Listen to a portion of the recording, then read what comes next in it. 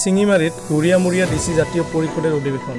কোকৰাঝাৰ জিলাৰ চিঙিমাৰী গাঁৱত গোটাই অসম গৰিয়ামৰীয়া ডিচি জাতীয় পৰিষদেৰ বিটিইডি সমন্বয়ৰক্ষী সমিতিৰ উদ্যোগত গোটাই বিটিআৰ গৰিয়ামৰীয়া ডিচি যুৱ ছাত্ৰ পৰিষদেৰ কোকৰাঝাৰ জিলা সমিতি গঠনেৰ বাদে প্ৰথমখান অধিৱেশন পাতা দেখা গেল আজি।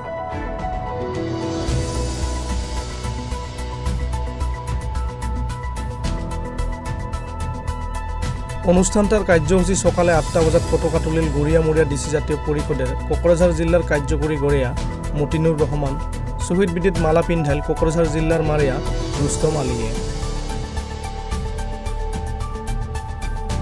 নতুন করে গঠন হওয়া সমিতিখানের গড়িয়ামারা দুইজনে সাংবাদিকের আগত কইল আহিয়া থাকা দিনগিলানত নিজে জাতিটার উন্নয়নের বাদে নিস্বার্থভাবে কাম কৰিব মিলা।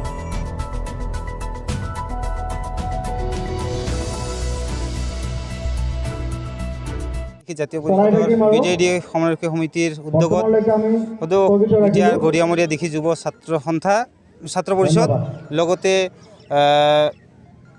বিটিআৰ আলিমেছ সেনা আৰু আমাৰ কেন্দ্ৰীয় যিটো বিটিআৰ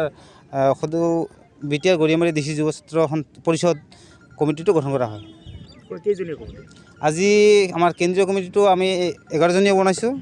তাৰপিছত আমি 41জনীয়া জিলা কমিটি আৰু আলিমেছ সেনাৰ আমি 21জনীয়া তদৰ্থ কমিটি বনোৱা হৈছে।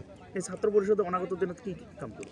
অনাগত দিনত সেই ছাত্ৰ পৰিষদে নিশ্চিতভাৱে আমাৰ গৰিয়ামৰী ডিচি ভাতৃ সংগঠন হিচাপে আমাৰ গৰিয়ামৰী ডিচি জনগোষ্ঠীৰ যি অভাৱ অভিযোগ তথা মানে প্ৰাপ্য অধিকাৰৰ কাৰণে নিশ্চয় সংগ্ৰাম কৰিব আৰু আমাৰ যি দাবী এই দাবীসমূহ মানে চৰকাৰৰ ওচৰত উত্থাপন কৰিব নিশ্চিতভাৱে। আজি সদৌ বিটিআৰ গৰিয়ামৰীয়া ডিচি যুৱ ছাত্ৰ পৰিষদ গঠন হ'ল আৰু এই যুৱ ছাত্ৰ পৰিষদৰ কোকৰাঝাৰ জিলা সমিতিৰ সভাপতি পদৰ দায়িত্ব মোক ৰাইজৰ তৰফৰ পৰা দিছে।